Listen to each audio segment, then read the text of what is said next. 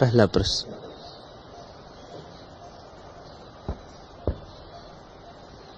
भगवान, आधुनिक मनुष्य की सबसे बड़ी कठिनाई क्या है? राकेश, पुरानी सारी कठिनाइयां तो मौजूद हैं ही, कुछ नई कठिनाइयां भी मौजूद हो गई। पुरानी कठिनाइयां कटी नहीं। बुद्ध के समय में या कृष्ण के समय में आदमी के लिए जो समस्याएं थीं वे आज भी हैं, उतनी ही हैं। उनमें से एक भी समस्या विदा नहीं हुई, क्योंकि हमने समस्याओं के जो समाधान किए वे समाधान नहीं सिद्ध हुए। हमारे समाधान थोथे थे, ऊपरी थे। समस्याओं की जड़ को उन्होंने नहीं काटा। हम केवल ऊपर ही लीपापोती करते रहे। क्रोध था किसी के भीतर तो हमने क्रोध का दमन सिखाया, लेकिन दमित क्रोध नष्ट नहीं होता। दमित क्रोध और भी प्रज्वलित होकर भीतर जलने लगता है। साधारण आदमी जो कभी कभी क्रोध कर लेता है, बेहतर है उस आदमी से जो क्रोध को दबा के बैठ रहता है, क्योंकि साधारण आदमी का क्रोध रोज रोज बह जाता है, संग्रहित नहीं होता। जिसने दमन किया उसके भीतर बहुत संग्रह हो जाता है, और जब उसका विस्फोट होगा तो भयंकर होगा। हमने दमन सिखाया सदियों तक, इससे आदमी रूपांतरित नहीं हुआ, सड़ गया। इससे आदमी आत्मवान नहीं हुआ, विकृत हुआ, विक्षिप्त हुआ।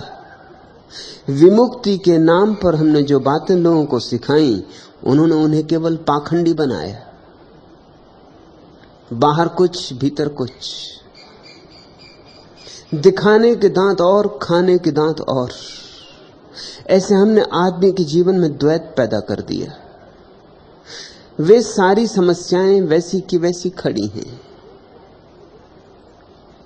और वे सारी समस्याएं समाधान मांगती।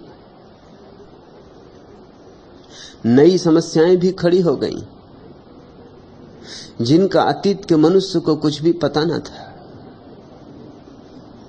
जैसे एक नई समस्या खड़ी हो गई है कि मनुष्य का संबंध निसर्ग से टूटने लगा है, टूट गया है।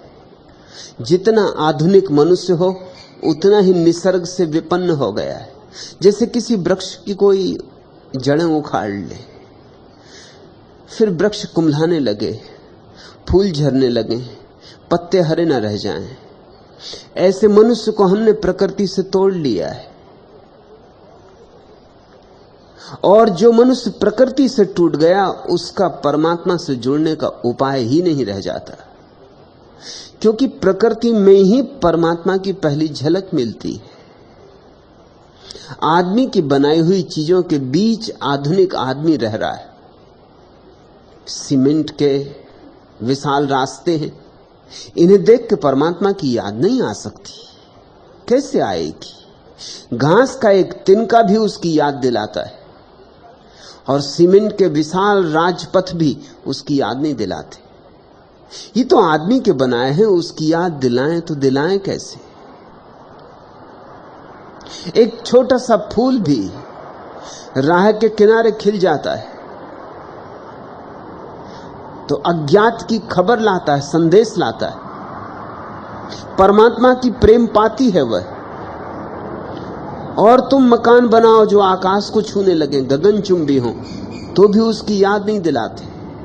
सिर्फ आदमी की कारीगरी, आदमी की तकनीक, आदमी की होशियारी, इन सब का स्मरण दिलाते, और इनके स्मरण से अहंकार मजबूत होता है। आदमी की बनाई हुई कोई भी चीज बढ़ती नहीं, ठहरी रहती, क्योंकि मुर्दा है। परमात्मा की बनाई सारी चीजें बढ़ती हैं, क्योंकि जीवंत है। पौधा बड़ा होगा, वृक्ष होगा, नदी सागर होगी, सब गतिमान है।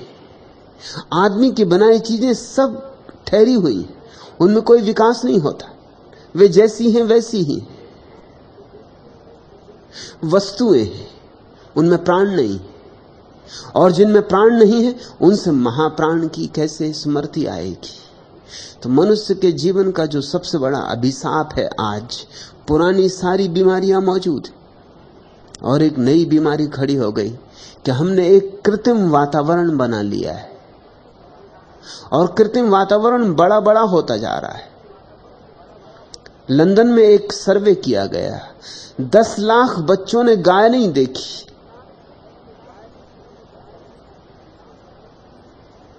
और लाखों बच्चों ने खेत नहीं देखे। जिन बच्चों ने खेत नहीं देखे और पवन के झकोरों में डोलते हुए गेहूं की बालें और बाजरे और ज्वार को नहीं देखा, उन बच्चों के जीवन में कुछ चीज की कमी रह जाएगी, कुछ बड़ी मौलिक कमी रह जाएगी। उन्होंने कारें देखी, बसें देखी, रेलगाड़ियां देखी। मैंने सुना है एक चर्च में एक पादरी बच्चों को समझा रहा था, रविवार का धार्मिक स्कूल लगा था। बाइबल में एक वचन आता है कि सब सरकती हुई चीजें उसी ने बनाई, अर्थात सांप इत्यादि। एक छोटे बच्चे ने खड़े होकर कहा कि उदाहरण दीजिए। पादरी भी थोड़ा चौंका क्योंकि सांप उस बच्चे ने देखा नहीं और कोई सरकती चीज देखी नहीं, तो उसने कहा कि रेलगाड़ी, जैसे रेलगाड़ी। तो बच्चा निश्चिंत हो गया। पादरी भी करे तो क्या करे, सरकती हुई चीज के लिए रेलगाड़ी का उदाहरण, यह भी परमात्मा ने बनाई। हमारे पास उदाहरण भी खोते जाते। जितना आधुनिक मनुष्य है उतना ही ज्यादा कम प्राकृतिक, उतना ही ज्यादा कृत्रिम, उतना ही ज्यादा प्लास्टिक, असली नहीं नकली। उसकी गंध नकली, उसका रंग नकली, उसका सब नकली। ओंठ रंग लिए हैं लिपस्टिक से, वो उसका रंग है ओंठों का, असली ओंठों का तो पता ही चलना मुश्किल हो गया। कपड़े पहन लिए हैं इस ढंग से कि असली शरीर का पता चलना मुश्किल हो गया। जिनकी छातियां नहीं हैं उन्होंने कोटों में रुई भरवा ली। हम सब तरफ से कृत्रिम में जी रहे हैं और यंत्र बढ़ते जा रहे हैं। और मनुष्य की सबसे बड़ी कठिनाई सदा से यह रही कि मनुष्य मूर्छित है, यंत्रों के बीच और भी मूर्छित हो गया और भी यांत्रिक हो गया है। तुम मुझसे पूछते हो आधुनिक मनुष्य की सबसे बड़ी कठिनाई क्या है? यांत्रिकता। यंत्रों के साथ रहोगे तो यांत्रिक हो ही जाना पड़ेगा। यदि बहुत जागरूक न रहे तो सुबह 7 बजे की गाड़ी पकड़नी है तो उसी ढंग से भागना होगा। कोई गाड़ी तुम्हारे लिए रुकी नहीं रहेगी। तुम अपनी निश्चिंतता की चाल नहीं चल सकते। तुम पक्षियों के गीत सुनते हुए नहीं जा सकते। आपाधापी है, भागा भाग है। विद्यासागर ने लिखा है, एक सांझ वो घूम के लौट रहे थे और उनके सामने ही एक मुसलमान सज्जन अपनी सुंदर छड़ी लिए हुए टहलते हुए वो भी आ रहे थे। मुसलमान सज्जन का नौकर भागा हुआ आया। उसने कहा, मीर साहब जल्दी चलिए, घर में आग लग गई। लेकिन मीर साहब वैसे ही चलते रहे। नौकर ने कहा, आप समझे या नहीं समझे, आपने सुना या नहीं सुना, घर जल रहा है, धू धू कर जल रहा है, तेजी से चलिए, ये समय टहलने का नहीं है, दौड़ के चलिए। लेकिन मीर साहब ने कहा, घर तो जल ही रहा है, मेरे दौड़ने से कुछ आग बुझ न जाएगी। और यहां तो सभी कुछ जल रहा है और सभी को जल जाना है। जीवन भर की अपनी मस्ती की चाल इतने सस्ते में नहीं छोड़ सकता। विद्यासागर तो बहुत हैरान हुए। मीर साहब उसी चाल से चलते रहे, वही छड़ी की टेक, वही मस्त चाल, वही लखनवी ढंग और शैली। विद्यासागर के जीवन में इससे क्रांति घटित हो गई, क्योंकि विद्यासागर को दूसरे दिन वायसराय की कौंसिल में महापंडित होने का सम्मान मिलने वाला था। और मित्रों ने कहा कि इन्हीं अपने साधारण सीधे साधे फटे पुराने वस्त्रों में जाओगे, अच्छा नहीं लगेगा, तो हम ढंग के कपड़े बनवा देते हैं जैसे दरबार में चाहिए। तो वो राजी हो गए थे। तो चूड़ीदार पजामा और अचकन और सब ढंग की टोपी और जूते और छड़ी सब तैयार करवा दिया था मित्रों ने। लेकिन इस मुसलमान अजनबी आदमी की चाल, घर में लगी आग, और ये कहता है कि क्या जिंदगी भर की अपनी चाल को, अपनी मस्ती को, एक दिन घर में आग लग गई तो बदल दूं। दूसरे दिन उन्होंने फिर वो बनाए गए कपड़े नहीं पहने, वायसराय की दुनिया में पहुंच गए, वैसे ही अपने सीधे साधे कपड़ा पहने। मित्र बहुत चकित हुए। उन्होंने कहा, कपड़े बनवाए, उनका क्या हुआ? उन्होंने कहा, वो एक मुसलमान ने गड़बड़ कर दी। अगर वो मकान में आग लग जाने पर अपनी जिंदगी भर की चाल नहीं छोड़ता, तो मैं भी क्यों अपने जीवन की ढंग और शैली छोड़ूं जरा सी बात के लिए कि दरबार जाना है। देना हो पद भी दे दें, ना देना हो ना दे, लेकिन जाऊंगा अब अपने ही शैली से। मगर आज सब तरफ यंत्र कसे हुए, यहां शैली नहीं बच सकती, व्यक्तित्व नहीं बच सकता, निजता नहीं बच सकती। यदि तुम अत्यधिक होश से न जियो तो यंत्र तुम पर हावी हो जाएगा, तुम पर छा जाएगा। तुम घड़ी के कांटे की तरह चलने लगोगे और मशीन के पहियों की तरह घूमने लगोगे, और धीरे धीरे तुम्हें भूल ही जाएगा कि तुम्हारे भीतर कोई आत्मा भी है। एक तो प्रकृति से संबंध टूट जाना और दूसरा यंत्र से संबंध जुड़ जाना। दोनों बातें महंगी पड़ी जा रही। मुकुर के लोचन खुले हैं, बंद है आधार के द्रग, जड़ हुआ आधार का अस्तित्व, छाया चल रही, मात्र दर्पण है न दर्शन, पूजता पाषाण चेतन, चेतना खो चुका जीवन, आंजते द्रगहीन अंजन, तिमिर माया छल रही। मान धन मन के निधन को, खोजता जीवन मरण को, अन्न कण क्षयग्रस्त क्षण को, दिया तज रवि ने गगन को, आयु दिन की ढल रही। मंत्र का दीपक बुझाकर, तंत्र बल को बाहु में भर, पौढ़ कर मोहित धरा पर, यंत्र की माया निरंतर फूलती है फल रही।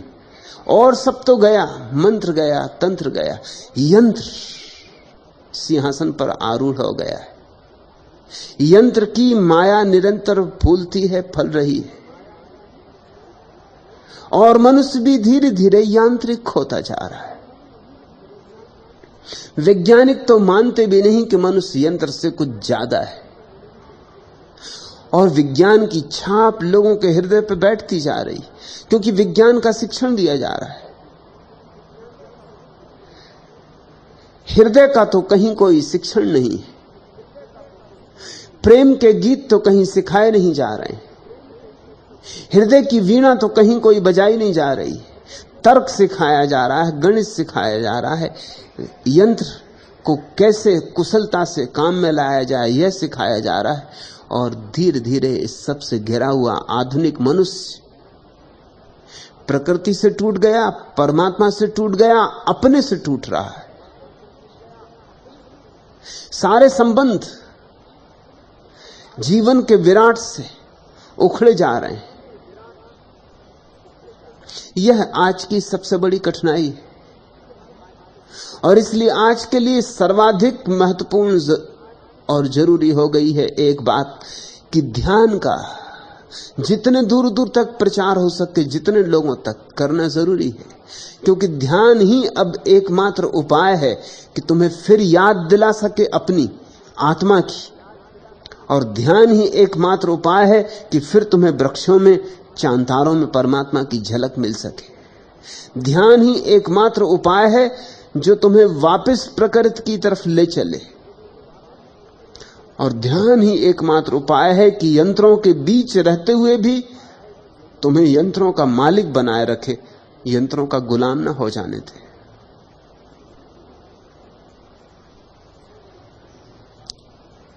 मैंने एक झक्की नवाब के संबंध में सुना है। बीमार था, लेकिन पुरानी आदतें, रात 2-3 बजे तक तो नाच गाना चलता, फिर सोता, तो उठता सुबह 10 बजे, 11 बजे, 12 बजे।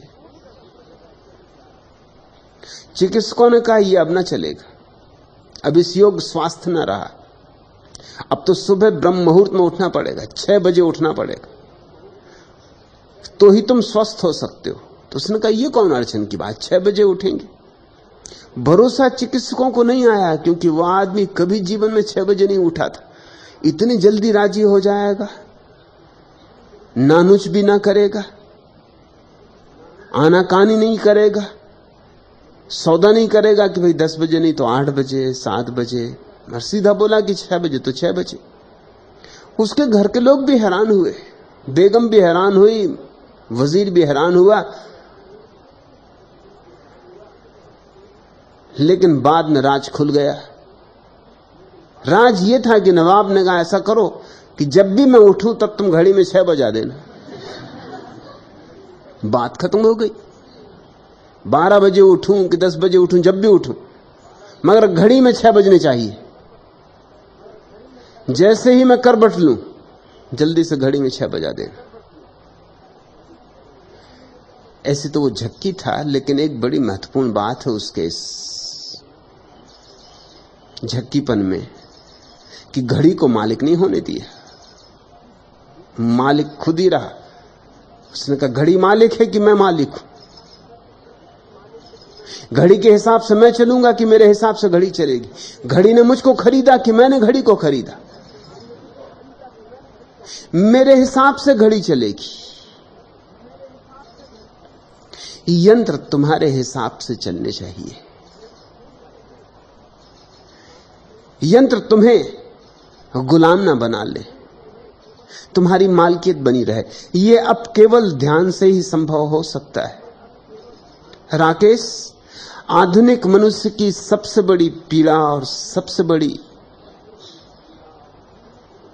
चुनौती, सबसे बड़ा खतरा, सबसे बड़ी समस्या एक ही है, प्रकृति से टूट जाना और यंत्रों से जुड़ जाना। ध्यान इतना जरूरी कभी भी नहीं था जितना आज है,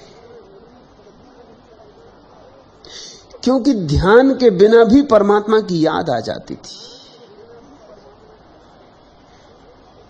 प्रकृति चारों तरफ लहला रही थी। कब तक बचते, कैसे बचते? पपीहा पी पी पुकारता और तुम्हें अपने पिया की याद ना आती, और कोयल कुहू कुहू की धुन मचाती और तुम्हारे प्राणों में कोई कुहू कुहू की प्रतिध्वनि पैदा ना होती। फूलों पे फूल खिलते, ऋतुएं घूमती, ऋतुओं का चक्र चलता, और तुम्हें ये याद ना आती कि जगत सुनियोजित, अराजक नहीं। चांद तारे समय पर आते, वर्षा आती, गर्मी आती, शीत आती। क्या इस सारे वर्तुलाकार प्रकृति को घूमते देखकर तुम्हें ये याद ना आता कि कोई रहस्यपूर्ण छिपे हुए हाथ इसके पीछे होने चाहिए? बचना मुश्किल था, चारों तरफ उसकी गंध थी। हमने धीरे धीरे उसकी गंध बिल्कुल बंद कर दी। जितना आधुनिक मनुष्य है उतना ही हटता चला गया है दूर। दिन भर मशीनों के साथ जीता है, घर आ जाए तो भी रेडियो खोल लेता है कि टेलीविजन के सामने बैठ जाता है, फुर्सत हो तो सिनेमा हो आता है।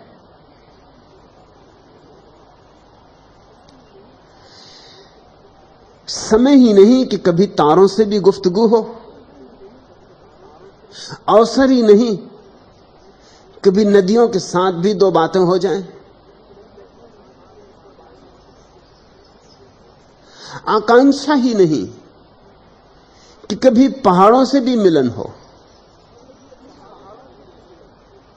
और इतने आवरण ओढ़ रखे हैं कि जब दो आदमी मिलते हैं तो भी मिलना नहीं हो पाता।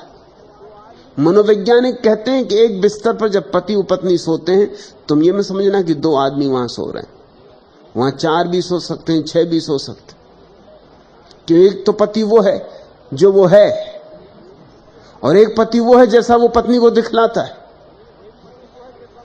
और एक पति वो है जैसा वो दिखलाता तो है लेकिन दिखला नहीं पाता, दिखलाना चाहता है। तो 3 पति हो गए, 3 पत्नियां हो गई, 6 आदमी सो रहे हैं, छोटा बिस्तर, वैसी भीड़ भाड़ हो जाती।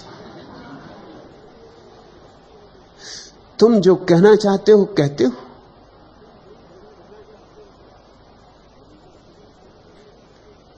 कुछ और ही कहते हो,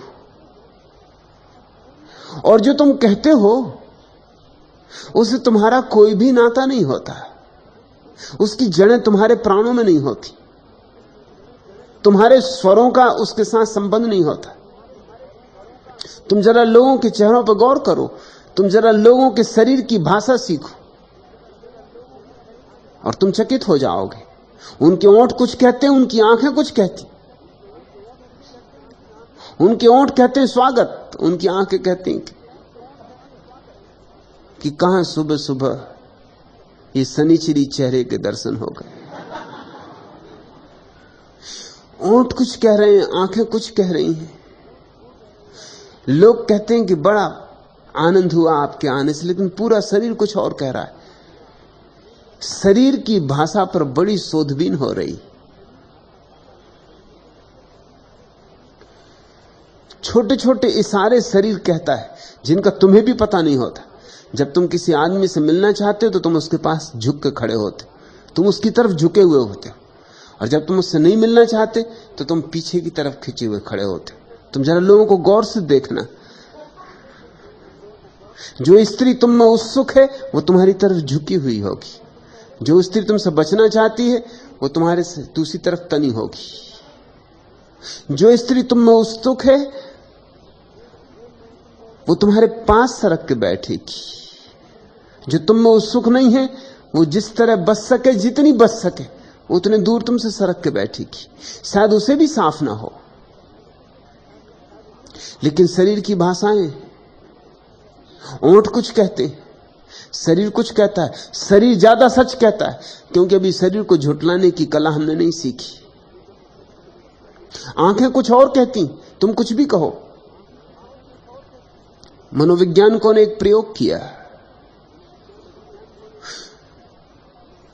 आंखों के ऊपर कुछ नंगी तस्वीरें और कुछ साधारण तस्वीरों में मिला दी, और कुछ लोगों को उन तस्वीरों का अध्ययन करने के लिए कहा, सिर्फ देखने के लिए, एक नजर देखते जाना।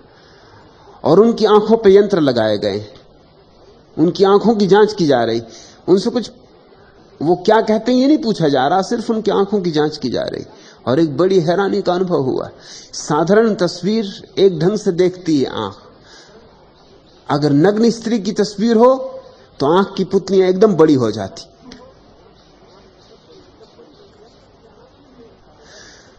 तो जो यंत्र से आंखें देख रहा है उसे तस्वीरों का पता नहीं है, लेकिन वो आंखें देख के यंत्र से कह सकता है कि यह आदमी अभी नंगी तस्वीर देख रहा है। ये तो बड़ी खतरनाक चीज है। तुम अपने साधु संतों की जांच कर सकते, और आंख पे बस नहीं है तुम्हारा स्वेच्छा से कि तुम जब चाहो फैला लो, जब चाहो सुकड़ा लो। ख्याल भी नहीं है तुम्हें। जिस चीज को तुम देखना चाहते हो उस आकांक्षा के कारण ही, वो दबी आकांक्षा ही कितनी ही क्यों ना हो, तुम्हारी आंखों की पुतलियां बड़ी हो जाती। क्यों? तुम उसे पूरा आत्मसात कर लेना चाहते हो। फिल्म देखने तुम बैठे हो जाके सिनेमा गृह में, जब कोई ऐसी घटना घटती जिसमें तुम उत्सुक हो, तुम कुर्सी छोड़ देते हो, एकदम तुम्हारी रीढ़ सीधी हो जाती, तुम एकदम सजग होकर देखने लगते हो। जब कोई चीज ऐसी ही चल रही तो तुम आराम से कुर्सी पे बैठ जाते हो, चूक भी गए तो कुछ हर्ज नहीं। तुम्हारे शरीर की भाषा है, तुम कहते कुछ हो, तुम्हारा शरीर कुछ और ही कहता, अक्सर उल्टा कहता है। तुम्हारे ओंठ कुछ बोलते हैं और ओंठों का ढंग कुछ और बोलता है। ओंठ कुछ बोलते हैं, नाक कुछ बोलती, आंख कुछ बोलती। ऐसे खंड खंड हो गया है आदमी, और ये खंडन बढ़ता जा रहा है, टुकड़े टुकड़े होता जा रहा है। इसी टुकड़े टुकड़े में फंसा हुआ है। ध्यान का अर्थ होता है अखंड हो जाओ, एक चैतन्य हो जाओ। और उस एक चैतन्य के लिए जरूरी है कि तुम अपने जीवन से यांत्रिकता छोड़ो। यंत्र तो नहीं छोड़े जा सकते, ये पक्का है। अब कोई उपाय नहीं, अब लौटने की कोई जगह नहीं। अब तुम चाहो लाख कि हवाई जहाज ना हो, लोग फिर बैलगाड़ी में चलें, ये नहीं होगा। अब तुम लाख चाहो कि रेडियो ना हो, ये नहीं होगा। अब तुम लाख चाहो कि बिजली ना हो, ये नहीं होगा, होना भी नहीं चाहिए। लेकिन मनुष्य यांत्रिक ना हो, यह हो सकता है। और अब तक तो खतरा ना था, अब खतरा पैदा हुआ है। यंत्रों से बुद्ध के जमाने का आदमी नहीं घिरा था, तो भी बुद्ध ने अमूर्छा सिखाई, विवेक सिखाया है, जागृति सिखाई, होश सिखाया। और आज तो और अड़चन बहुत हो गई। आज तो एक ही बात सिखाई जानी चाहिए, मूर्छा छोड़ो, होश पूर्वक जियो।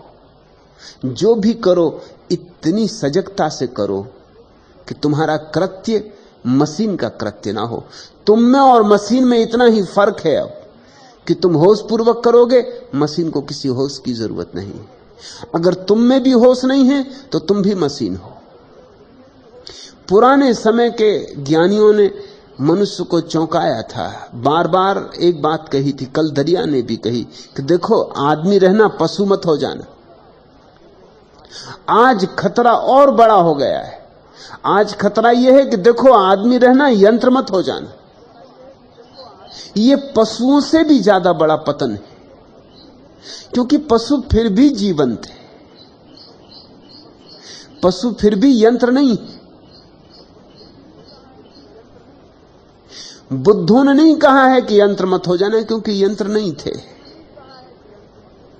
लेकिन मैं तुमसे कहना चाहता हूं कि खतरा बहुत बढ़ गया है, खाई और गहरी हो गई। पहले पुराने जमाने में गिरते तुम तो बहुत से बहुत पशु हो जाते, लेकिन अब गिरोगे तो यंत्र हो जाओगे, और यंत्र से नीचे गिरने का और कोई उपाय नहीं। और यंत्र से बचने की एक ही औषधि है, जागे हुए जियो। चलो तो होश पूर्वक, बैठो तो होश पूर्वक, सुनो तो होश पूर्वक, बोलो तो होश पूर्वक। 24 घंटे जितना बन सके उतना होश साथ हो।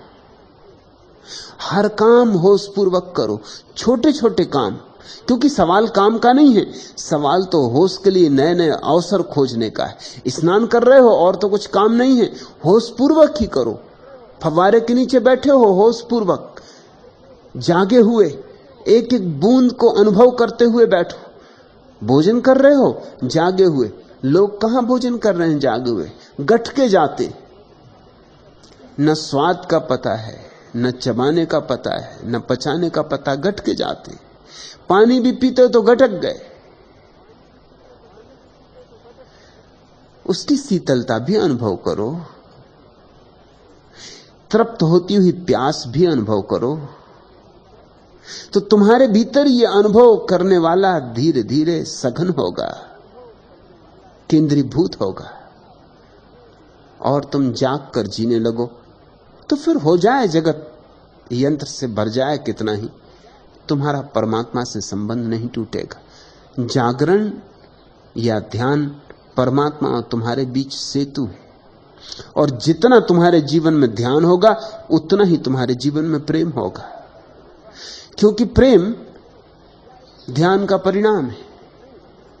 या इससे उल्टा भी हो सकता है, जितना तुम्हारे जीवन में प्रेम होगा उतना ध्यान होगा। यंत्र दो काम नहीं कर सकते, ध्यान नहीं कर सकते और प्रेम नहीं कर सकते। बस इन दो बातों में ही मनुष्य की गरिमा है, महिमा है, महत्ता है, उसकी भगवत्ता है। इन दो को साध लो, सब सध जाएगा। और दोनों को इकट्ठा साधने की भी जरूरत नहीं, इनमें से एक साध लो, दूसरा अपने आप सध जाएगा। दूसरा प्रश्न, साधु संतों को देखकर ही मुझे चिढ़ होती और क्रोध भी आता है। मैं तो उनमें सिवाय पाखंड के और कुछ भी नहीं देखता हूं, पर आपने न मालूम क्या कर दिया है कि श्रद्धा उमड़ती। आपके प्रभाव का रहस्य क्या है? सतीश, बात सीधी सादी, मैं कोई साधु संत नहीं हूं। और ठीक ही है कि साधु संतों पर तुम्हें चिढ़ होती। चिढ़ होनी चाहिए। अब हजारों साल हो गए, इन मुर्दों से कब छुटकारा पाओगे? इन लाशों को कब तक ढोओगे? अगर तुम में थोड़ी भी बुद्धि है तो चिढ़ होगी। तोतों की तरह ये तुम्हारे तथाकथित साधु संत दोहराए जा रहे हैं। राम की कथा, उपनिषद, वेद, सत्यनारायण की कथा। न इनके जीवन में सत्य का कोई पता है, न नारायण का कोई पता है, न इनके जीवन में राम की कोई झलक है, न कृष्ण का कोई रस बहता है, न तो बांसुरी बजती इनके जीवन में कृष्ण की, न मीरा के घुंघरों की आवाज है। इनके जीवन में कोई उत्सव नहीं, कोई फाग नहीं, कोई दिवाली नहीं, इनके जीवन में कुछ भी नहीं।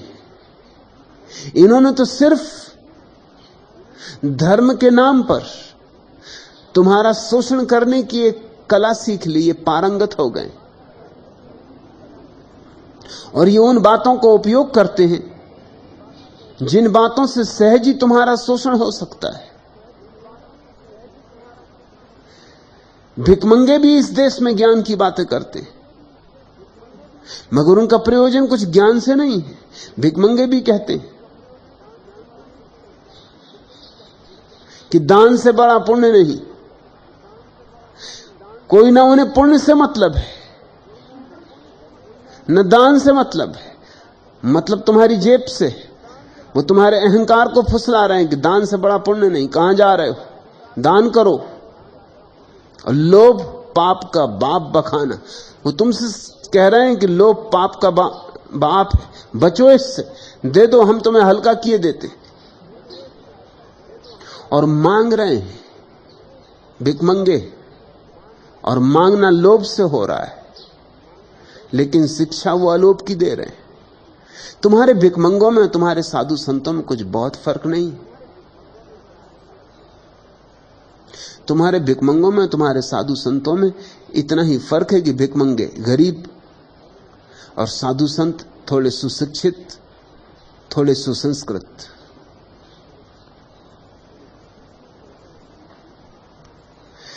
भिकमंगे थोड़े दीनहीन और तुम्हारे साधु संत तुम्हारा शोषण करने में ज्यादा कुशल। कल ही मैं एक कविता पढ़ता था। दिवाली के दिन एक साधु बाबा बोले, बच्चा तेरी रक्षा करेगा भोले, आज दिवाली है हमारा कमंडल खाली है, भरवा दे, ज्यादा नहीं बस 5 रुपए दिलवा दे। हमने कहा बाबा जी, दिलवाना होता तो 5 क्या 5 लाख दिलवा देते, सारा हिंदुस्तान आपके नाम करवा देते। हम भारतीय नौजवान हैं, हमारे पास अंधा भविष्य, लंगड़ा वर्तमान और गूंगे बयान है। सरकार काम नहीं देती, बाप पैसा नहीं देता, दुनिया इज्जत नहीं देती, महबूबा चिट्ठी नहीं देती। लोग दिवाले के दिन दिए जलाते हैं, हम दिल जला रहे। इच्छाओं को आंसुओं में तलकर त्योहार मना रहे। लोग हिंदुस्तान में रह के लंदन को मात करते हैं, हिंदी का झंडा थाम कर अंग्रेजी की बात करते हैं और हमसे कहते हैं कि अपनी संस्कृति को अपनाओ। अब हम आजाद हैं, त्योहार मनाओ। त्योहार आदमी को देश की संस्कृति से जोड़ता है और संस्कृति जोड़ती है आदमी को रोशनी से। मगर बाबा जी, कथनी और करनी में बड़ी दूरी है। जिस देश की रोशनी कमरों में बंद हो, उस देश में त्योहार थोपी हुई मजबूरी है। बाबा जी बोले, दुखी मत हो बच्चा, तू किस्मत वाला है, दिवाली के दिन हमारे दर्शन कर रहा है, तुझे आशीर्वाद देने का मन कर रहा है। हमने कहा अपने मन को रोकिए। आशीर्वाद दाताओं के पैर छूते छूते कमर झुक गई, जीवन की गाड़ी आगे बढ़ने से रुक गई। वे बोले, तू हमारे आशीष का अपमान कर रहा है। हम त्रिकालदर्शी हैं, वेदांती हैं, देख हमारे मुंह में एक भी दांत नहीं। बच्चा, हंसने की बात नहीं। लोग इस जमाने में कपड़े पहनकर भी नंगे हैं, हम एक लंगोटी में नंगापन ढांक रहे। संतों के देश में धूल फांक रहे, खाली कमंडल हाथ में लेकर घर घर अलग जगाते और लोग हमें चोर समझ के भगाते। सूरदास को चैन नहीं मिला तो नैन फोड़ लिए, हमें अन्न नहीं मिला तो दांत तोड़ लिए। वे सूरदास, हम पोपलदास। वे अतीत के गौरव, हम वर्तमान के संतरास। हमने कहा, बाबा जी आप तो साहित्यकारों को मात कर रहे हैं, साधु होकर संतरास की बात कर रहे हैं। वे बोले, तू हमें नहीं पहचानता, हमारा वर्तमान देख रहा है, भूतकाल नहीं जानता। आज से 10 वर्ष पूर्व हम अखिल भारतीय कवि थे। लोग हमारी बकवास को अनुप्रास और अश्लीलता को अलंकार कहते थे। बड़े बड़े संयोजक हमारी अंटी में रहते थे। हमने शब्दों से अर्थ कमाया है, कविता को मंच पर नंगा नाच नचाया है। उसी का फल चल रहे, तन पर भभूत मल रहे, खाली कमंडल लिए फिर रहे। हमने कहा, दुखी मत हो बाबा, आपका कमंडल खाली, हमारी जेब खाली। भाड़ में जाए होली और चूल्हे में जाए दिवाली। नाराजगी स्वाभाविक है, चिढ़ होती होगी सतीश, चिढ़ होनी चाहिए। क्रोध भी आता होगा, आना चाहिए। न तो सभी चिढ़ व्यर्थ होती हैं, न सभी क्रोध व्यर्थ होते हैं। कभी तो क्रोध की भी सार्थकता होती। इस देश को थोड़ा क्रोध भी आने लगे तो भी सौभाग्य है। ये देश तो भूल ही गया है सारी तेजस्वीता। ये तो गुलामी में ऐसा पक गया है, ऐसा रंग गया है कि घिसटा जाता है। कहीं भी जोत दो, किसी भी कोल्हू में जोत दो और इस देश का आदमी चलने को राजी हो जाता। सदियों से भाग्य सिखाया गया है, नियति सिखाई गई, सदियों से एक ही बात सिखाई गई कि सब किस्मत में लिखा है, जो होना है वही होना है। तो अगर कोल्हू में बंधना है तो कोल्हू में बंधना है। और साधु संतों का ऐसा सम्मान सिखाया किसने? उन्हीं ने सिखाया है। वही तुम्हारे शिक्षक रहे, वही तुम्हें बताते रहे।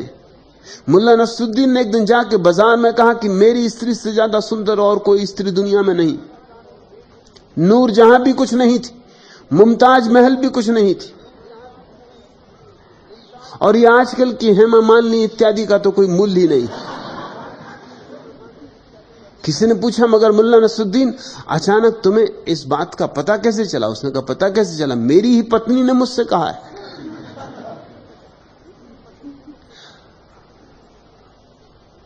कौन तुम्हें समझाता रहा साधु संतों को सम्मान दो, सत्कार दो, सेवा करो? यही साधु संत तुम्हें समझाते रहे। सदियों सदियों का संस्कार उन्होंने डाला है। तुम उन्हें देख के झुक जाते हो। झुकना यांत्रिक है, औपचारिक है। तुम्हारे बाप भी झुक रहे, बाप के बाप भी झुकते रहे, सदियां झुकती रही, तुम भी झुक जाते हो, उसी श्रृंखला में बंधे, कड़ियों में बंधे झुक जाते हो। अच्छा है सतीश की चिढ़ होती, इस देश के जवान में थोड़ी चिढ़ पैदा होनी चाहिए, तो कुछ टूटे, कुछ नया बने। नहीं तो तथाकथित बड़ी बड़ी क्रांतियां हो जाती। देखा अभी समग्र क्रांति समग्र रूप से असफल गई। क्रांति बकवास है यहां, क्योंकि लोगों के प्राणों में क्रांति का भाव नहीं। क्रांति ऊपर ऊपर लिपा पोती। एक आदमी को हटाओ, दूसरे को बिठा दो, मगर वो दूसरा आदमी पहले से भी बदतर हो सकता है या पहले ही जैसा होगा। बहन जी नहीं होंगी तो भाई जी होंगे, कुछ खास फर्क नहीं पड़ेगा।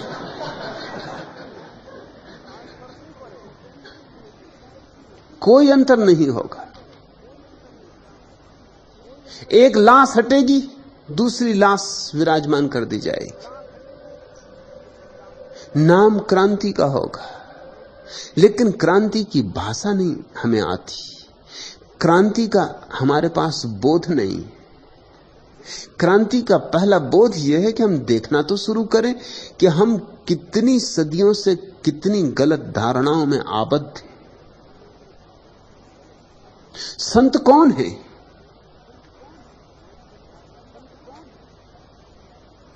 हमारी परिभाषा क्या है संत की? अगर हिंदू से पूछो तो उसकी एक परिभाषा है कि भभूत रमाए बैठा हो, धूनी लगाए बैठा हो तो संत हो गया। अब भभूत लगाने से और धूनी रमाने से कोई संत होता है? सर्कस में भर्ती हो जाना था, संत क्यों? जैन से पूछो, उसकी ये परिभाषा नहीं। वो तो जो भभूत लगाए और धूनी जलाए है उसको संत तो मान ही नहीं सकता, असंत मानेगा, क्योंकि आग जलाने से तो हिंसा होती, कीड़े मरेंगे, आग पैदा होगी। आग जलाना तो जैन मुनि कर ही नहीं सकता। तो उसकी और परिभाषा है, उपवास करे कोई, लंबे लंबे उपवास करे, भूखा मरे, खुद को सताए, तरह तरह से सताए, तो मुनि। मगर ये श्वेतांबर जैन की परिभाषा है। दिगंबर से पूछो तो जब तक वो नग्न ना हो तब तक मुनि नहीं, चाहे कितने लाख उपवास करे। मुनि तो वो तभी होगा जब नग्न खड़ा हो जाए, जब वस्त्रों का त्याग कर दे। ईसाइयों से पूछो तो उनकी कुछ और परिभाषा है, मुसलमानों से कुछ और बौद्धों से कुछ और। दुनिया में 300 धर्म है और 3000 परिभाषाएं, क्योंकि 300 धर्मों के कम से कम 3000 संप्रदाय। संत कौन है? इन परिभाषाओं से तय होने वाला नहीं है। ये परिभाषाएं काम न पड़ेंगी। संत तो मैं उसे कहता हूं जिसने सत्य को जाना। संत शब्द ही सत्य को जानने से बनता है, जिसने अनुभव किया, पिया सत्य को, जिसकी मौजूदगी में, जिसकी सन्निधि में तुम्हारे भीतर भी सत्य की हवाएं बहने लगे, सत्य की रोशनी होने लगे, जिसकी मौजूदगी में, जिसके संग साथ में तुम्हारा बुझा दिया जल उठे। संत वही है। जब तक तुम्हारा दिया न जल जाए तब तक किसी को संत कहने का कोई कारण नहीं। हां, तुम्हारा दिया कहीं जल जाए और तुम्हारे भीतर आनंद का प्रकाश हो और तुम्हें परमात्मा की सुध आने लगे, तो जिसके पास आ जाए वही संत है। फिर वो नग्न हो कि कपड़े पहने हो, महल में हो कि झोंपड़े में हो, उपवास कर रहा हो कि सुस्वादु भोजन कर रहा हो, कुछ फर्क नहीं पड़ता। इन सारी बातों से कोई संबंध नहीं। फिर वो हिंदू हो कि मुसलमान कि ईसाई, स्त्री हो कि पुरुष, कोई फर्क नहीं पड़ता। एक ही बात निर्णायक है कि जिसकी सन्निधि में तुम्हारे भीतर सोया हुआ जो परमात्मा है वो करवट लेने लगे, तुम्हारे भीतर धुन बजने लगे, कोई जो कभी नहीं बजी थी। तुम्हारी आंखें गीली हो जाएं किसी नए आनंद से, अपरिचित अछूते आनंद से। तुम्हारे पैर थिरकने लगे एक नए उल्लास से। तुम्हारा हृदय धड़कने लगे एक नए संगीत से।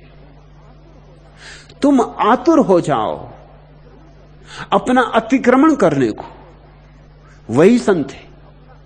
और सतीश, जब भी ऐसा कोई संत मिलेगा तो चिढ़ कैसे होगी? जब ऐसा कोई संत मिलेगा तो श्रद्धा होगी, तो झुक जाने का मन होगा। नहीं कि झुकाओगे तुम अपने को, अचानक पाओगे कि झुक गए हो। नहीं कि चेष्टा करनी पड़ेगी झुकने की, नहीं, जरा भी नहीं। झुका हुआ अनुभव करोगे, झुका हुआ पाओगे। अचानक पाओगे कि तुम्हारा अहंकार गया, बह गया, बाढ़ में बह गया।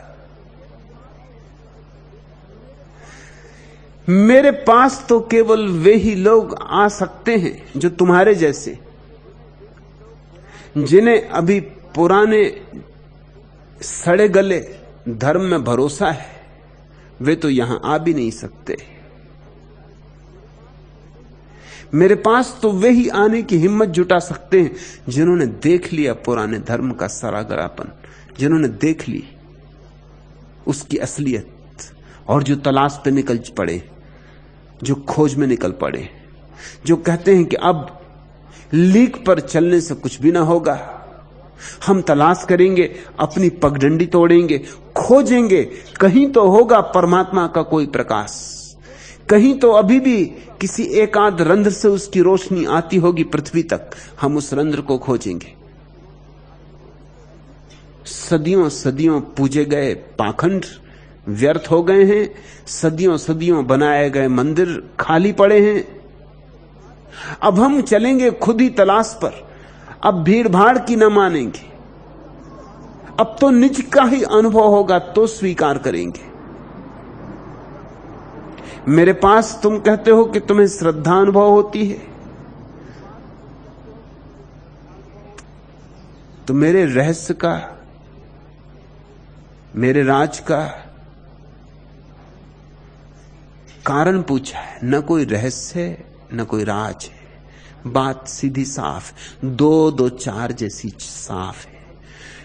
मैं कोई बंधी बंधाई परंपरा का प्रतिनिधि नहीं हूं।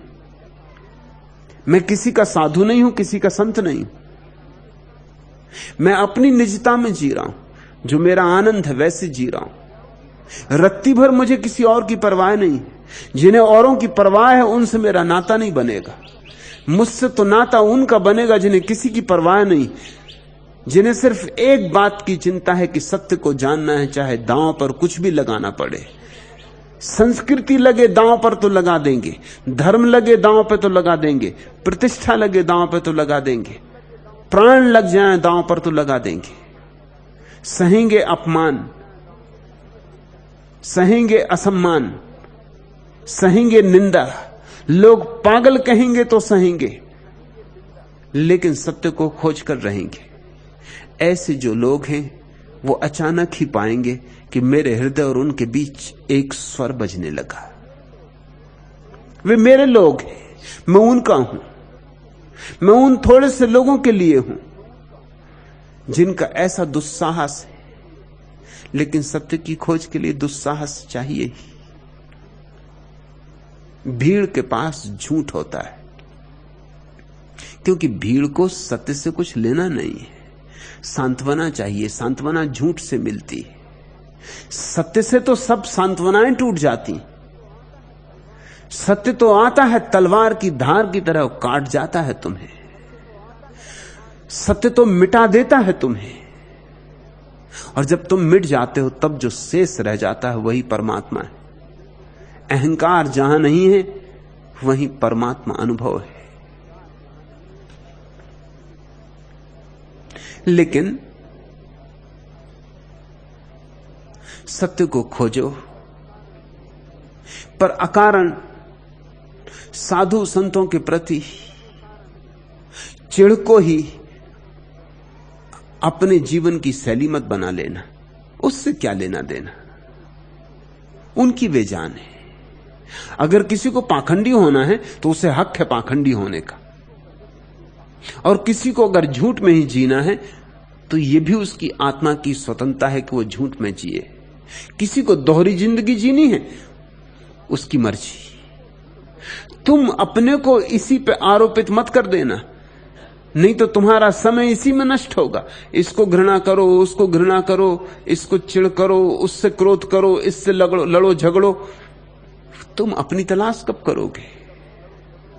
और उन 100 साधु सन्यासियों में कभी एकाध ऐसा भी हो सकता है जो सच्चा हो। तो कहीं ऐसा ना हो कि कूड़ा करकट के साथ तुम हीरे को भी फेंक दो। इसलिए तुम इसकी चिंता छोड़ो। तुम तो सत्य की तलाश में ही अपनी सारी शक्ति को नियोजित कर दो। शक्ति को बांटो मत, इस भेद को ख्याल में रख लो, नहीं तो तुम प्रतिक्रियावादी हो जाओगे, क्रांतिकारी नहीं। कुछ लोग हैं जो गलत को तोड़ने में ही जिंदगी गंवा देते, मगर तो गलत को तोड़ने से ही ठीक थोड़ी बनता है। तुम अगर उठा लो कुदाली और गांव में जितने भी गलत मकान हो सब गिरा दो, तो भी इससे मकान तो नहीं बन जाएगा। गिराने से तो मकान नहीं बन जाएगा। अच्छा तो यही हो कि तुम पहले मकान बनाओ, सम्यक मकान बनाओ, मंदिर बनाओ, ताकि गलत अपने आप गलत दिखाई पड़ने लगे। फिर गिराना भी आसान होगा, और फिर इस भूल की भी संभावना नहीं है कि कहीं गलत की चपेट में तुम ठीक को भी गिरा जाओ। अक्सर ऐसा हो जाता है। अंग्रेजी में कहावत है ना कि टपके गंदे पानी के साथ कहीं बच्चे को ना फेंक देना। अक्सर ऐसा हो जाता है कि जब लोग क्रोध में आ जाते हैं तो कचरा तो फेंकते ही फेंकते हैं, हीरे भी फेंक देते। हीरे भी पड़े, 100 में 1 ही होगा हीरा।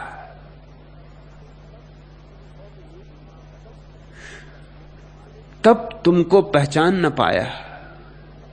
पाले की ठंडी अंधियाली निसी में जब तुम एक ठिठुरते भिखमंगे का रूप बनाकर आए मेरे गृह पर डरते।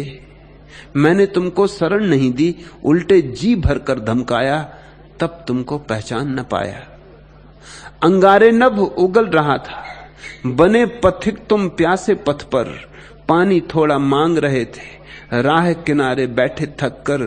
पानी मेरे पास बहुत था, फिर भी था तुमको तरसाया, तब तुमको पहचान न पाया। भूखा बालक बनकर उस दिन खंडहर में तुम बिलख रहे थे, मेरे पास अनाजों के जाने कितने भंडार भरे थे। तब भी मैंने उठा प्रेम से, नहीं तुम्हें निजकंठ लगाया, तब तुमको पहचान न पाया। आज तुम्हारे द्वार खड़ा में जाने ले कितनी आशाएं, बेशर्मी की भी तो हद है, कैसे ये दृग पलक उठाएं। मैं लघु पर तुम तो महान, विश्वास यही मुझको ले आया, तब तुमको पहचान न पाया। कौन जाने परमात्मा किस रूप में आ जाए, कौन जाने परमात्मा किस रूप में मिल जाए। इसलिए किसी रूप से कोई जिद मत बांध लेना, आग्रह मत कर लेना। फिर वह रूप चाहे साधु संत का ही क्यों ना हो, तुम्हें क्या पड़ी। तुम अपने सत्य की तलाश में लगो। तुम्हारा सत्य प्रकट हो जाए, उसी घड़ी तुम्हें पता चल जाएगा कहां कहां सत्य है और कहां कहां सत्य नहीं है। उसके पहले पता भी नहीं चल सकता।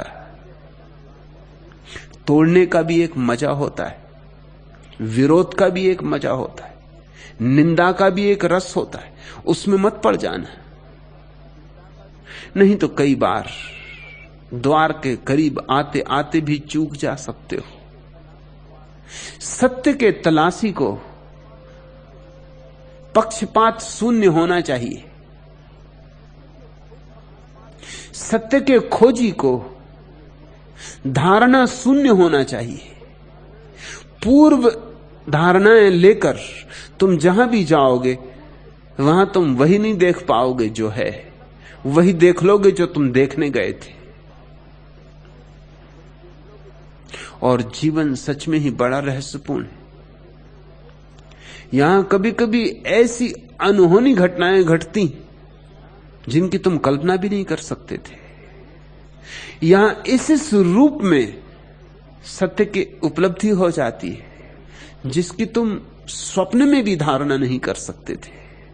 इसलिए मन को जिद में मत बांधो सतीश, न क्रोध में बांधो। बात तो तुम्हारी ठीक है, बहुत धोखा हुआ है, बहुत पाखंड हुआ है, धर्म के नाम पर बहुत उपद्रव चला है, बहुत शोषण चला है। मगर यह शोषण ऐसे ही नहीं चलता रहा है। इस शोषण की जिम्मेवारी शोषण करने वालों पर ही नहीं है, इसकी बड़ी जिम्मेवारी तो उन पर है जो इसे चलने देते हैं। शायद उनकी जरूरत है, शायद इसके बिना वे जी नहीं सकते। सिगमंड फ्रायड ने कुछ महत्वपूर्ण बातों में एक महत्वपूर्ण बात यह भी कही है कि 40 वर्षों के मनुष्य के मनोविज्ञान के अध्ययन के बाद, अनेक लोगों के निरीक्षण के बाद मेरा निष्कर्ष है कि आदमी, कम से कम अधिकतम आदमी, बिना झूठ के नहीं जी सकते। अधिकतम लोगों के लिए भ्रमों के जाल चाहिए ही चाहिए, क्योंकि सत्य की चोट झेलने की क्षमता कितने लोगों की है।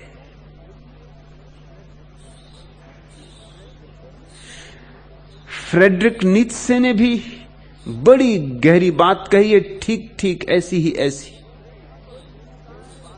फ्रेडरिक नीत्शे ने कहा है कि कृपा करो लोगों के भ्रम मत छीनो, क्योंकि लोग बिना भ्रम के मर जाएंगे।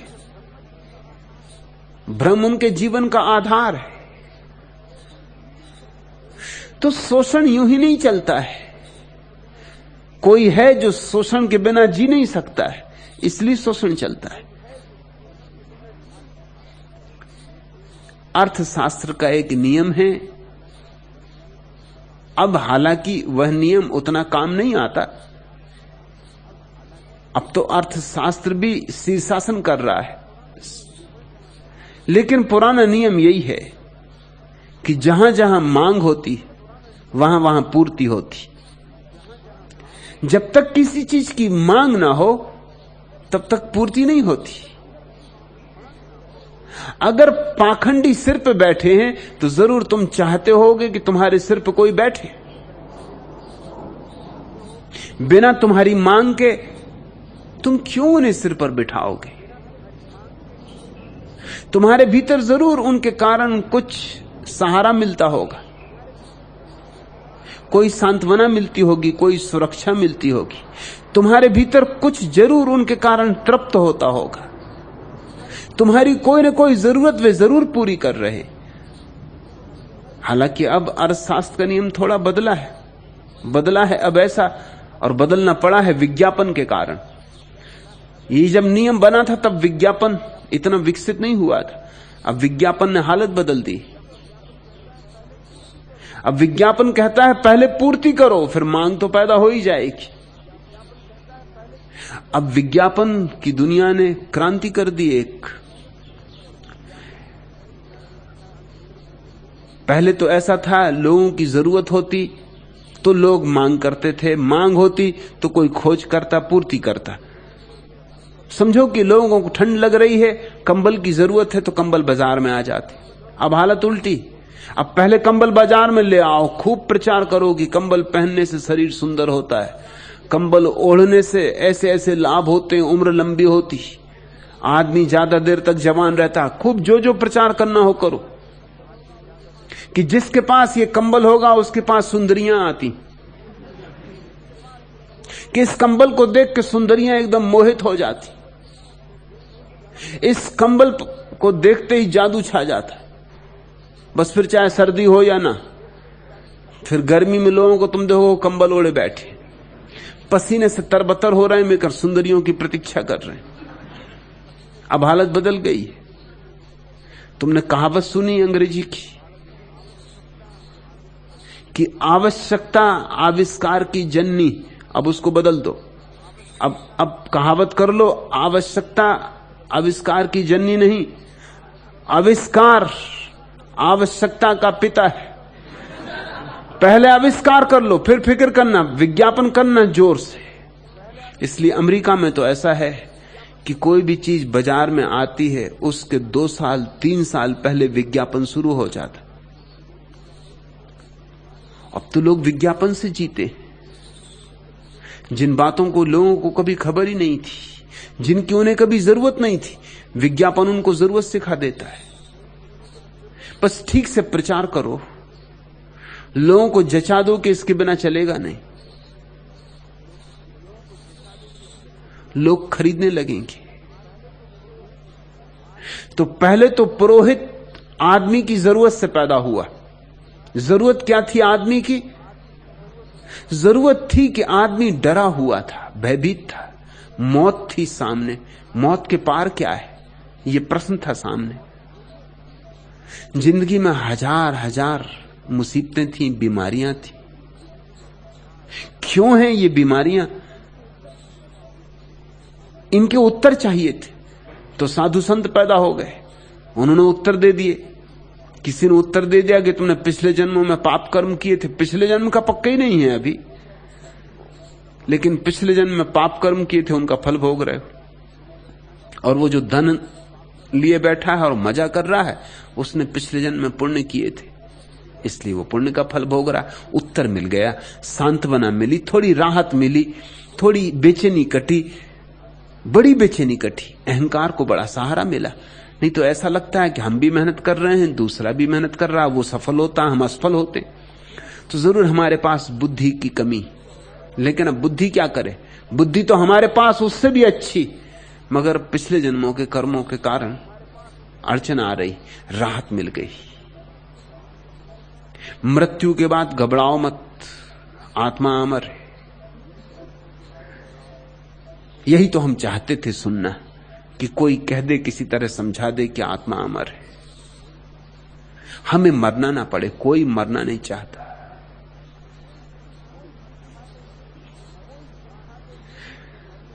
कोई समझा दे ये भी कि मरने के बाद जो दुनिया है वो बड़े स्वर्ग की है, सुख की है। थोड़ी सी शर्तें लगाई साधु संतों ने, वो भी ठीक, कि जो हमारी सेवा करेगा वो मेवा पाएगा। ठीक भी है, आखिर वे तुम्हारी सेवा कर रहे थे, थोड़ी तुमसे सेवा ली, तो दुनिया तो लेन देन का मामला है। कुछ तुमने दिया, कुछ उनने लिया, कुछ उनने दिया, कुछ तुमने लिया, सौदा जम गया। उन्होंने कहा तुम हमारी यहां सेवा करो, हम तुम्हें पक्का भरोसा दिलाते हैं कि स्वर्ग में तुम्हारी अप्सराएं सेवा करेंगी। तब एक अदृश्य का धंधा शुरू हुआ। तुम्हें जो चाहिए वो स्वर्ग में मिलेगा।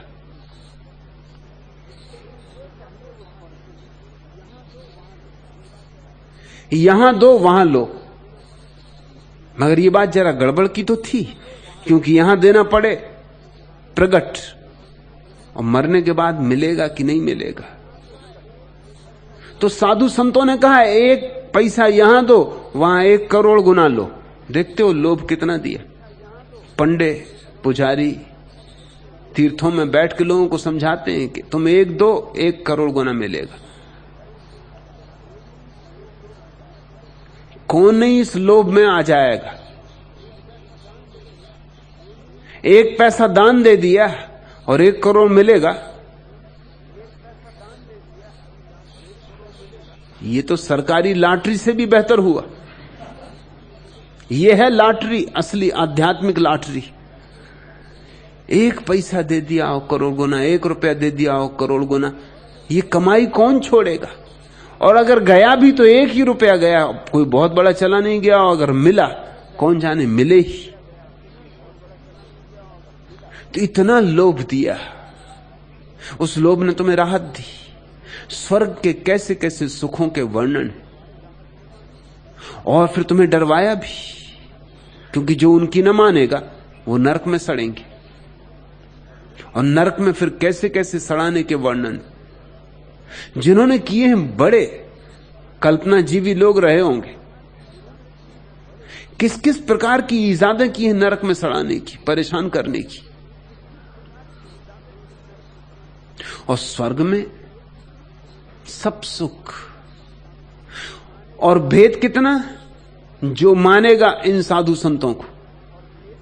अब बड़ी अड़चन खड़ी हो गई, क्योंकि दुनिया में बहुत तरह के साधु संत हैं, बहुत तरह के संप्रदाय हैं, सबके दावे हैं।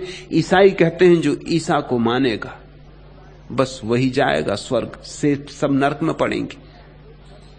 जब तक पता नहीं था एक धर्म का दूसरे धर्मों को, तब तक तो ये दुकानें चलती थी आसानी से। अब बड़ी विभूषणा हो गई, बड़ी विडंबना हो गई।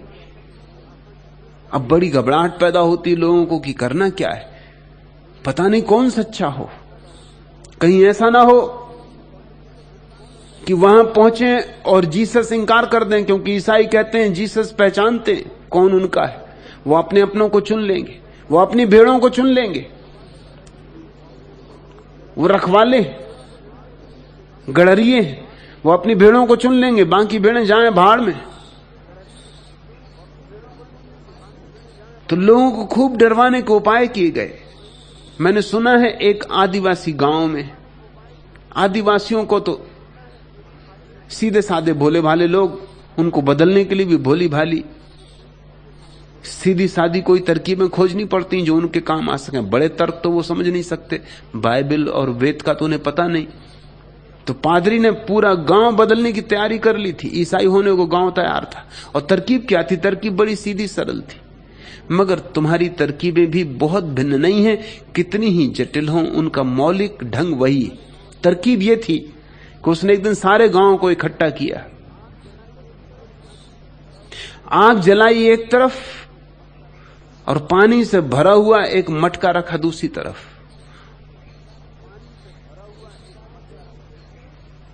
और उसने कहा कि देखो,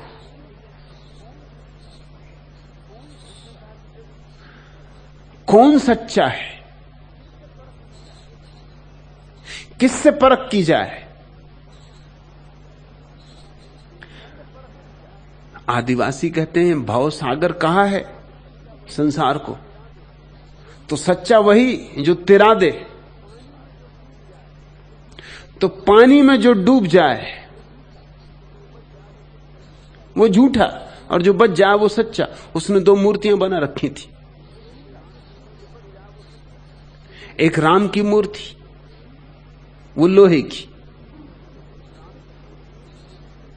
और एक जीसस की मूर्ति वो लकड़ी की। और उसने एक दूसरा सेट भी अपने झोले में तैयार रखा था, अगर आंख से परीक्षा करनी हो तो उल्टा, वहां जीसस लोहे के और राम लकड़ी के। मटके में उसने डाल दी दोनों मूर्तियां। राम जी तत्काल डूब गए, लोहे के थे तो बचते कैसे। जीसस तैरने लगे, तालियां बज गईं। गांव के लोगों ने कहा कि अब इससे ज्यादा प्रत्यक्ष प्रमाण और क्या, संसार भवसागर है। ये राम जी के साथ गए तो खुद भी डूबे। आप डुबनते ले डूबे जजमान, खुद तो डूबेंगे डूबेंगे महाराज, हमें भी डुबाएंगे। जीसस ही बचावनहार, देखो क्या तैर रहे हैं, तुम्हें भी तिरा देंगे। वो तो सब गड़बड़ हो गई एक आदमी की वजह से। एक हिंदू सन्यासी भी गांव में ठहरा हुआ था, उसको ये खबर लगी, वो भी भागा हुआ पहुंचा। उसने ये सब हालत देखी, सब समझ गया राज। उसने कहा भाई परीक्षा तो अग्नि से होगी, क्योंकि अग्नि परीक्षा ही हिंदुस्तान में चलती रही है। राम जी भी जब सीता जी को लेके आए थे तो अग्नि परीक्षा ली थी, जल परीक्षा सुनी कभी? गांव के लोगों ने कहा ये बात तो ठीक, जल परीक्षा सुनी नहीं, अग्नि परीक्षा। पादरी थोड़ा डरा, उसने कोशिश तो की कि किसी तरह झोले में छिपी दूसरी मूर्तियां निकालने, लेकिन अब इस सन्यासी को धोखा देना मुश्किल था। उसने तो मटके में डली हुई मूर्तियां बाहर निकाल ली और उसने कहा कि अब असली परीक्षा होती देखो। डाल दी दोनों को आग में। राम जी तो मजे से खड़े रहे, जीसस महाराज भबक के जल गए। सन्यासी का देखा, अग्नि परीक्षा होगी, उसमें जो पार उतरेगा वही तुम्हें पार उतारेगा। आदमी के साथ यही खिलवाड़ चलता रहा है, उसे ऐसे ही तर्क दिए जाते रहे, उसे इसी तरह के गणित समझाए जाते रहे। आदमी भयभीत है, बचना चाहता है, मौत सामने खड़ी। साधु संतों ने यह मौका नहीं छोड़ा, उन्होंने इसका शोषण कर लिया, उन्होंने हजार हजार सिद्धांत खड़े कर लिए। लेकिन आज अड़चन खड़ी हो गई, क्योंकि दुनिया के सारे धर्म पहली बार एक दूसरे से परिचित हुए। इसके पहले तो सब अपने अपने कुएं में बंद थे। विज्ञान ने कुएं तोड़ दिए, सीमाएं तोड़ दी, संसार छोटा हो गया, एकदम छोटे गांव जैसा हो गया। आज न्यूयॉर्क में और पूना में अंतर ही क्या है, घंटों का फासला रह गया। इतने करीब हो गया है सब कि न्यूयॉर्क में नाश्ता लो, लंदन में भोजन करो और पूना में बदहजमी झेलो। सब इतना करीब हो गया है, एकदम जुड़ गया है। इतनी दुनिया करीब आ गई। इस करीब दुनिया में अब मन बहुत विभ्रांत है कि कौन सही कौन गलत। मैं तुमसे कहना चाहता हूं, ये सारी धारणाएं ही व्यर्थ। इनमें सही और गलत चुनना ही मत। इनमें कुछ गलत नहीं, कुछ सही नहीं। ये अलग अलग दुकानों के अलग अलग इस्तेहार थे। ये दुकानें ही गलत थी। धर्म का कोई संबंध परलोक से नहीं है, धर्म का संबंध वर्तमान से है। धर्म का कोई संबंध मृत्यु के पार से नहीं है, धर्म का मौलिक संबंध जीवन के निखार से है। धर्म का कोई संबंध पाप और पुण्य से नहीं है, धर्म का संबंध है मूर्छा और जागरण से। तुम जागो, और जागोगे तो अभी ही जाग सकते हो, कल नहीं। इस क्षण को जागरण का क्षण बना लो, इस क्षण को निखार लो, इस क्षण को उत्सव रस में कर लो, फिर सब शेष अपने आप ठीक हो जाएगा। क्योंकि दूसरा क्षण इसी क्षण से पैदा होगा, वो और भी रसपूर्ण होगा। और अगर कोई जन्म है, और मैं जानता हूं कि मृत्यु के बाद जन्म है, जीवन है, लेकिन तुमसे कहता नहीं कि मेरी बात पे भरोसा करो।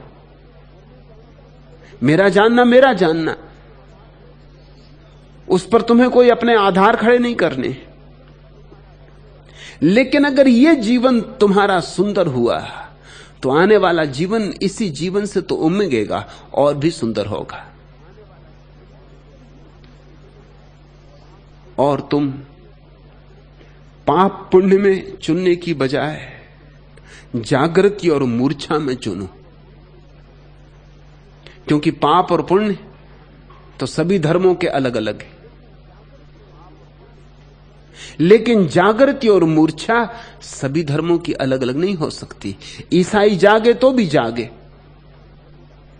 और हिंदू जागे तो भी जागे, और जैन जागे तो भी जागे। जागरण हिंदू नहीं होता और न मुसलमान होता। जागरण तो बस जागरण है, और मूर्छा मूर्छा है। हां, पाप पुण्य में बड़े भेद हैं।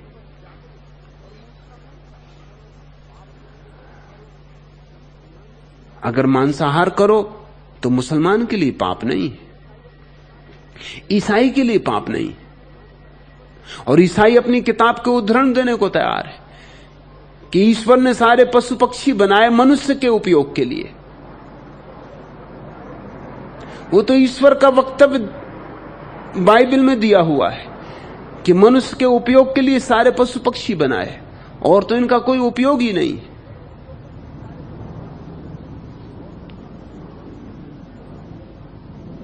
अगर जैनों से पूछो तो मांसाहार महापाप है,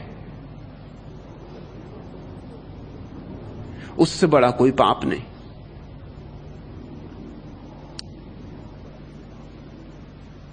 लेकिन रामकृष्ण मछली खाते रहे और मुक्त हो गए। जैनों के हिसाब से नहीं हो सकते।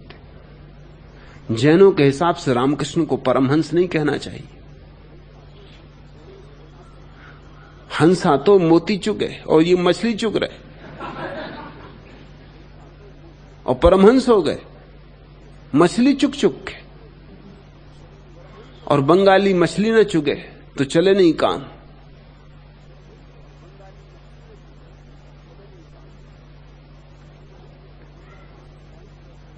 कठिनाई है बहुत। पाप कौन तय करे, पुण्य कौन तय करे। ईसाइयों का एक समूह है रूस में, अब तो समाप्त होने के करीब हो गया, लेकिन उसकी मान्यता यह थी कि जिस पशु पक्षी को तुम खा लेते हो उसकी आत्मा को तुम मुक्त कर देते हो बंधन से। न केवल पाप तो कर ही नहीं रहे, पुण्य कर रहे हो, उसकी आत्मा को मुक्त कर रहे हो। जैसे कोई पक्षी बंद है, तोता बंद है पिंजरे में, तुमने पिंजरा खोल दिया और तोते को उड़ा दिया, इसको तुम पाप कहोगे? उस संप्रदाय की यह मान्यता थी कि तुमने एक तोते को खा लिया तो वो जो शरीर था तोते का वो पिंजरा था, वो तुम पचा गए, पिंजरे ही पचाओगे, आत्मा तो मुक्त हो गई। तो तुमने कृपा की तोते पर, तुमने तोते का बड़ा कल्याण किया। अब उसकी आत्मा बंधन से मुक्त हो गई और चूंकि मनुष्य ने उसे पचा लिया, अगला जन्म उसका अच्छा जन्म होगा। इसी आशा में तो हिंदू भी नरबलि देते रहे, आज भी देते हैं, आज भी मूढ़ों की कमी नहीं है। इस देश में अश्वमेध यज्ञ हुए, अश्वमेध और गौ माता की पूजा करने वाले गोमेध भी करते रहे। वे ही ऋषि मुनि गौमेध की तो बात छोड़ दो, नरमेध भी करते रहे। लेकिन यज्ञ की वेदी पर चढ़ाई गई गौ सीधी स्वर्ग जाती।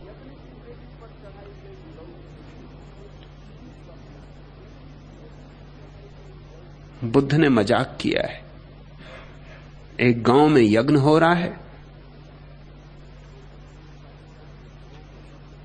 भेड़ बकरियां काटी जा रही और बुद्ध आ गए, बस ठीक समय पे आ गए। उन्होंने पूछा उस पंडित को, पुरोहित को, जो ये कर रहा है हत्या का कार्य। खास पंडित पुरोहित होते थे जो यही काम करते थे। तुम जान के चकित होगे, तुम में कोई शर्मा यहां मौजूद हो तो नाराज ना हो।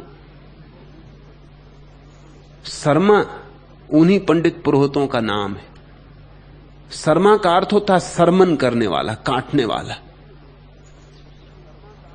जो यज्ञ में पशु पक्षियों को काटता था वो शर्मा कहा जाता था। अब तो लोग भूल भाल गए, अब तो शर्मा बड़ा समाद्रत शब्द है, इतना समाद्रत कि वर्मा इत्यादि भी अपने को छोड़ के शर्मा लिखते। शर्मा का मतलब होता है हत्यारा, लेकिन हत्यारा साधारण नहीं, असाधारण हत्यारा। आत्माओं को स्वर्ग पहुंचाने वाला। तो बुद्ध ने कहा कि ये तुम क्या कर रहे हो? तो उन्होंने कहा कि ये कोई हत्या नहीं है, हिंसा नहीं है, ये जो पशु पक्षी काटे जाएंगे इन सब की आत्माएं स्वर्ग चली जाएंगी। तो बुद्ध ने बड़ा मजाक किया है और बुद्ध ने कहा तो फिर अपने पिता माता को क्यों नहीं काटते, स्वर्ग ही भेज दो। ये अवसर मिला, स्वर्ग भेजने का द्वार खुला और तुम पशु पक्षियों को भेज रहे हो। माता पिता को भेज दो, पत्नी बच्चों को भेज दो, फिर सबको भेज के खुद भी चले जाना। मगर इन पशु पक्षियों को तो ना भेजो, ये तो जाना भी नहीं चाहते, ये तो तड़फ रहे हैं, ये तो भागना चाहते हैं, ये तो कहते हैं क्षमा करो, बोल नहीं सकते, जरा इनकी आंखें तो देखो गिड़गिड़ा रही, मिमिया रहे हैं, ये कह रहे हैं हमें जाने दो। ये तो स्वर्ग जाना नहीं चाहते, इनको तुम भेज रहे हो, और जो जाना चाहते, जिस यजमान ने ये करवाया है यज्ञ, वो स्वर्ग जाना चाहता, उसी को भेज दो। खूब चालबाज लोग दुनिया में थे, चालबाजियां चलती रही, चालबाजियां हम सहते रहे। पाप और पुण्य का निर्णय करना मुश्किल है। एक तरफ है अमेजान के नदी के किनारे बसे हुए लोग जो आदमियों को भी खा जाते, और इसमें कोई पाप नहीं। मनुष्य का आहार कर जाते हैं, भक्षण कर जाते, और इसमें जरा भी कोई पाप नहीं। और एक तरफ क्वेकर हैं जो दूध भी नहीं पीते, क्योंकि दूध भी आता तो शरीर से है, खून से छन छन के आता है, रक्त का ही हिस्सा है, देह का अंग है। चाहे हाथ को काट के खाओ और चाहे मां के स्तन से दूध को लेके पी लो, है तो इसमें हिंसा ही। और गाय का तुम दूध पीते हो, वो तुम्हारे लिए बनाया नहीं गया, वो तो गाय के बछड़े के लिए बनाया गया। बछड़े को छीन के तुम पी रहे हो तो तुम पाप ही कर रहे हो। फिर दूध सिवाय आदमी को छोड़कर कोई पशु एक उम्र के बाद नहीं पीता, इसलिए अप्राकृतिक भी है। छोटे बच्चे दूध पिए मां से, ठीक है, लेकिन जैसे उनके दांत उगाए और वो पचाने लगे, फिर दूध छूट जाना चाहिए। तो एक तरफ क्वेकर हैं जो दूध भी नहीं पीते। क्वेकर मेहमान मेरे घर रुके, सुबह मैंने उनसे पूछा आप चाय लेंगे, कॉफी लेंगे, दूध लेंगे? उन्होंने मुझे ऐसे चौंक के देखा जैसे किसी जैन मुनि से तुम पूछो कि अंडा लेंगे कि मछली लेंगे कि गौमांस, क्या विचार है। ऐसे मुझे चौंक के देखा, कहा आप और इस तरह की बात पूछते। मैंने कहा कुछ भूल हुई? उन्होंने कहा कि क्वेकर और दूध, चाय, कॉफी, दूध तो हम छू नहीं सकते, दूध तो पाप है, दूध तो हिंसा है, मांसाहार का हिस्सा है। बड़ी अजीब दुनिया है। हिंदुस्तान में तो लोग समझते हैं दूध सबसे ज्यादा शुद्ध आहार, सात्विक आहार। अगर कोई आदमी सिर्फ दूध ही दूध पी कर दुग्धाधारी हो जाए तो उसको लोग महात्मा मानते। क्वेकर की दृष्टि में इस आदमी से बड़ा पापी नहीं, दूध ही दूध पी रहा है, शुद्ध मांसाहारी है। तो क्या पाप है, क्या पुण्य है? मेरी दृष्टि में ये सब पाप पुण्य सामाजिक व्यवस्थाएं हैं। ये पाप पुण्य वस्तुतः मूल्यवान नहीं है। ये ऐसे ही हैं जैसे रास्ते के नियम, बाएं चलो कि दाएं चलो। बाएं चलो तो भी ठीक है और दाएं चलो तो भी ठीक है। हिंदुस्तान में लिखा होता बाएं चलो, अमेरिका में लिखा होता दाएं चलो। नियम कुछ ना कुछ चाहिए। रास्ते पर सभी तरफ लोग चलें तो दुर्घटनाएं हो जाएंगी, बहुत दुर्घटनाएं हो जाएंगी। शायद कोई भी अपने घर नहीं पहुंच पाएगा, ट्रैफिक जाम हो जाएंगे। तो नियम बनाना पड़ता है। नियम उपयोगी हैं, लेकिन नियम की कोई शाश्वतता नहीं है। ऐसे ही ये तुम्हारे पाप पुण्य के नियम है। जिन लोगों के साथ रहते हो, जिनकी सड़क पर चलते हो, बाएं चलो कि दाएं चलो वैसा मान के चल लेना, मगर इनका कोई वास्तविक मूल्य नहीं। फिर वास्तविक मूल्य किस बात का है? दो ही बातों का है। मूर्छा से जियो तो पाप, और होश से जियो तो पुण्य। और मेरे देखे ये समझ में आया है कि जो आदमी जितना होश से जिएगा चकित हो जाएगा। जो जो गलत है वो अपने आप छूटता चला जाता, अपने आप। जो जो गलत है छोड़ना नहीं पड़ता, छूट जाता है। क्योंकि होश से भरा हुआ आदमी कैसे कर सकता है गलत को। जैसे अंधा आदमी तो शायद कभी दीवार से निकलने की भी कोशिश करे, आंख वाला कैसे दीवार से निकलने की कोशिश करेगा? आंख वाला तो दरवाजे से निकलता है। ऐसे ही जिसके पास जागरण के चक्षु है, ध्यान की आंख है, वो जो भी करता है ठीक करता है। मुझसे जब लोग पूछते हैं कि ठीक क्या है, तो उनको मैं कहता हूं कि ब्यौरे में मत जाओ, क्योंकि ब्यौरे का तो तय करना बहुत मुश्किल है। एक तरफ ईसाई हैं जो कहते हैं सेवा करो, जितनी सेवा करोगे उतना ही स्वर्ग निकट है। अस्पताल खोलो, कोढ़ियों का हाथ पैर दबाओ, स्कूल चलाओ। और एक तरफ तेरापंथी जैन है जो कहते हैं रास्ते के किनारे कोई प्यासा भी मरता हो तो तुम चुपचाप अपने रास्ते पे चले जाना, उसको पानी भी ना पिलाना। क्यों? उनका भी हिसाब है। वो कहते हैं वो आदमी रास्ते के किनारे तड़फ के मर रहा है, जरूर किसी पिछले जन्म के पाप का फल भोग रहा है। अब तुम उसको पानी पिला दो तो पाप का फल भोगने से वंचित कर दिया। वंचित करने का मतलब यह कि फिर कभी भोगना पड़ेगा। तुमने उसका और यात्रा बढ़ा दी। उनका गणित समझो, उसको फल भोग लेने दो बेचारे को, तो झंझट खत्म हो जाए।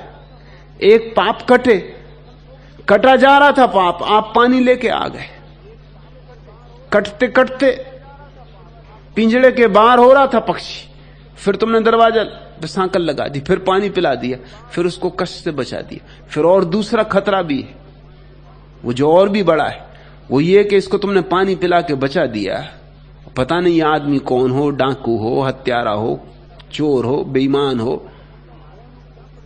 राजनेता हो, लुच्चा लफंगा कौन हो क्या पता।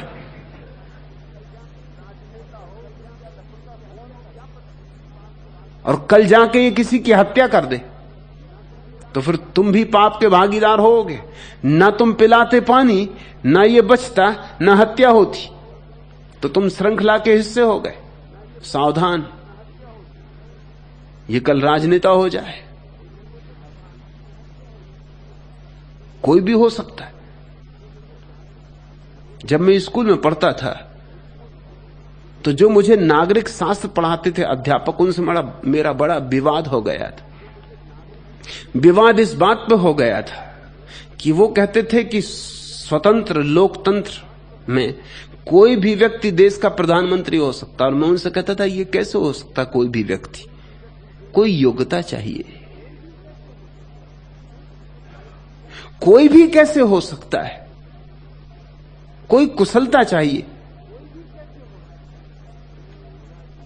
फिर वे तो चल बसे, लेकिन जब मोरारजी देसाई प्रधानमंत्री हुए तो मैंने उनकी चल बसी आत्मा से क्षमा मांगी। मैंने कहा माफ करो, हे मेरे नागरिक शास्त्र को पढ़ाने वाले शिक्षक, तुम ठीक ही कहते थे। जब मोरारजी देसाई भी हो सकते हैं तो कोई भी हो सकता है। मेरी गलती थी, तुमने ठीक ही कहा था, मेरा विवाद करना उचित ना था। अब क्या पता इसको पानी पिला दो, कल देश का प्रधानमंत्री हो जाए और फिर हजारों तरह के उपद्रव करे, हजारों तरह के उपद्रव करवाए, तो सबका पाप किस पे लगेगा? तो तेरा पंथ मानता है कि राह में पड़े हुए प्यासे आदमी को पानी भी मत पिलाना, और एक तरफ ईसाई है, वो मानते हैं कि हमेशा डोर और बाल्टी साथ में रखो कि कहीं कोई प्यासा मिल जाए, जल्दी से कुएं में डालो डोर, निकालो पानी पिलाओ, सब इंतजाम पास में रखो। मैंने सुनी चीन की एक कहानी, एक मेला भरा है और एक आदमी गिर पड़ा कुएं में। शोरगुल बहुत है, बहुत चिल्लाता मगर कोई सुनता नहीं।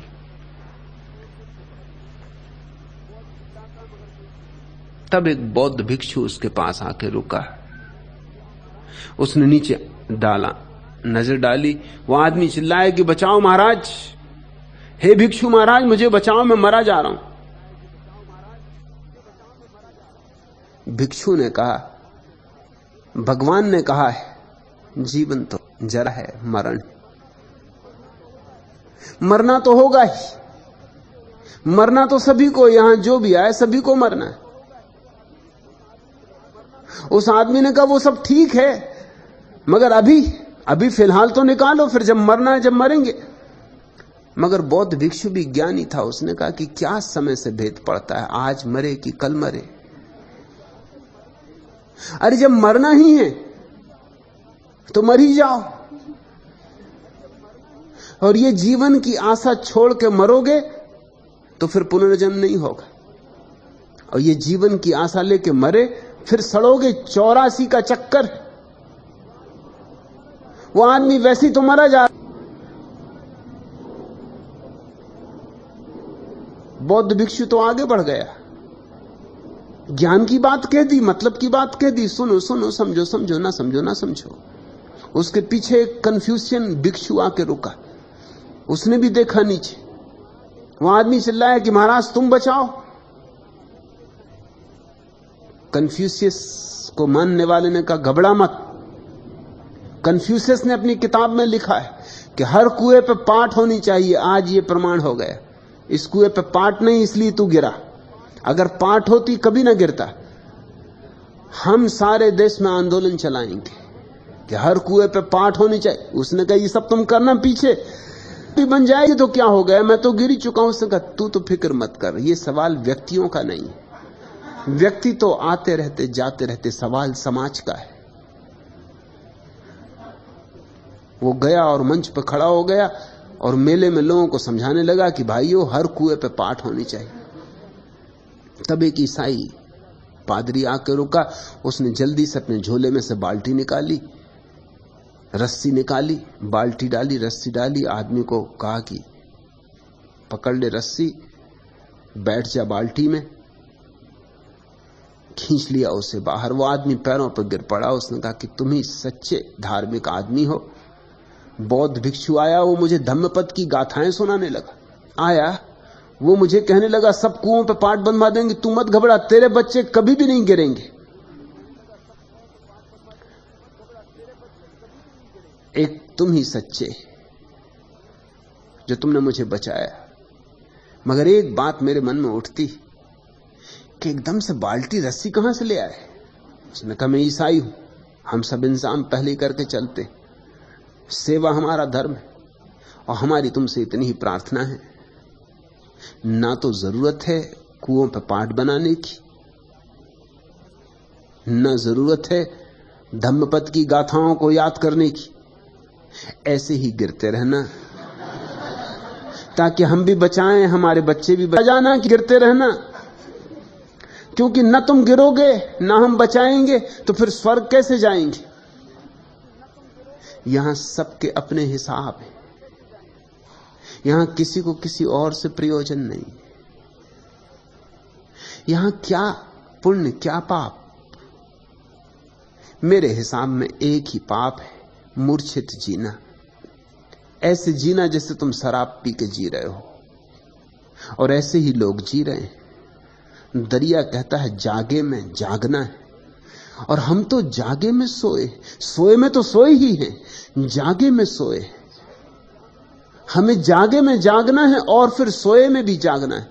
कृष्ण ने कहा है जब सारे लोग सोए होते तब भी जो वस्तुतः योगी ध्यानी जागा होता, गहरी से गहरी नींद में भी उसके ध्यान का दिया नहीं बुझता, उसका ध्यान का दिया जलता रहता है। तो मैं तुमसे कहता हूं जागो, होश को संभालो, फिर तुम जो भी करोगे वह ठीक होगा। ठीक करने से होश नहीं संभलता, होश संभलने से ठीक होता है। गलत छोड़ने से होश नहीं संभलता, होश संभलने से गलत छूटता है। मैं अपने सारे धर्म को एक ही शब्द में तुमसे कह देना चाहता हूं, वह ध्यान, जागरण।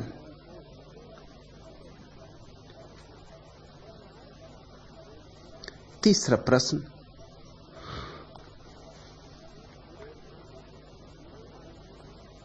भगवान, बुरे कामों के प्रति जागरण से बुरे काम छूट जाते हैं, तो फिर अच्छे काम जैसे प्रेम भक्ति आदि के प्रति जागरण हो तो क्या होता है?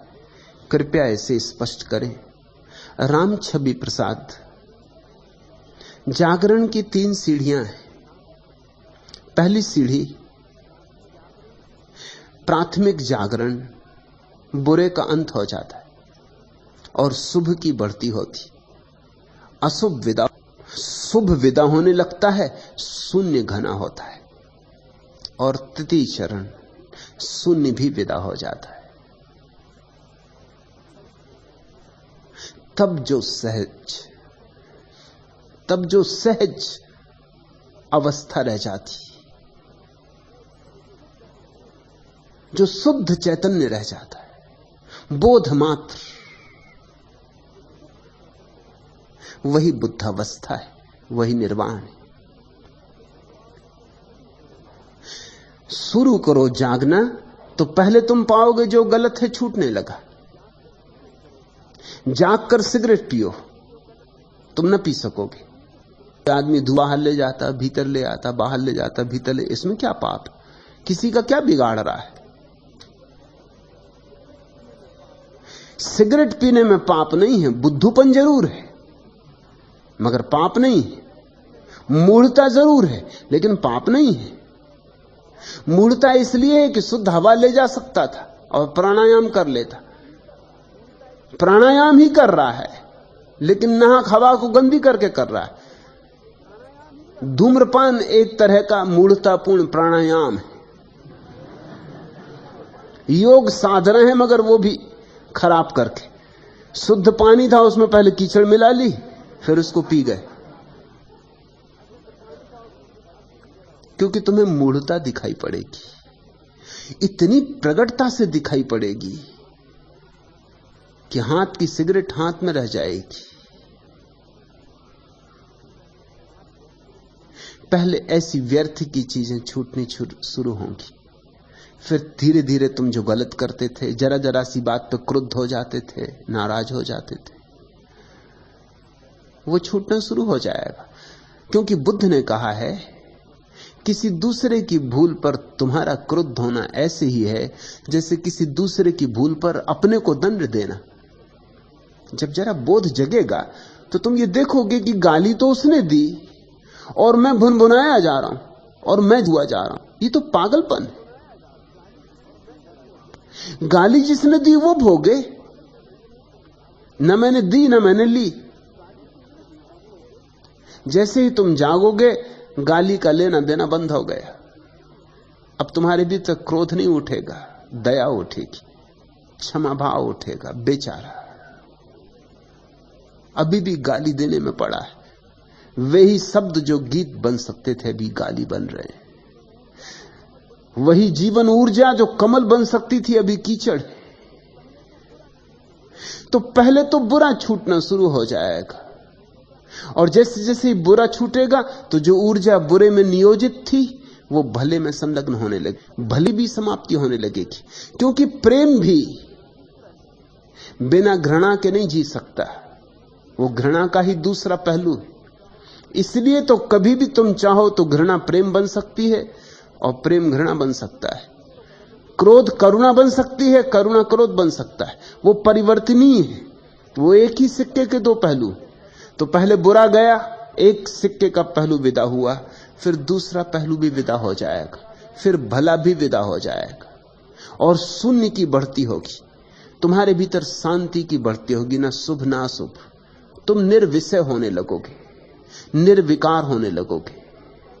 और तीसरे चरण में, अंतिम चरण में यह भी बोध न रहेगा, तब तुम रह गए निर्विचार, निर्विकल्प। उसको ही पतंजलि ने कहा है निर्बीज समाधि। बुद्ध ने कहा है निर्वाण। महावीर ने कहा है कैवल्य की अवस्था। जो नाम तुम्हें प्रीतिकर हो वह नाम तुम दे सकते हो। अंतिम प्रश्न,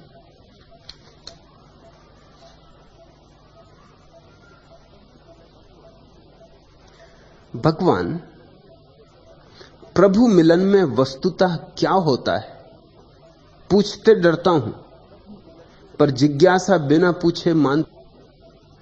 जिसे खोजने चले हैं उसे खोज से क्या होगा?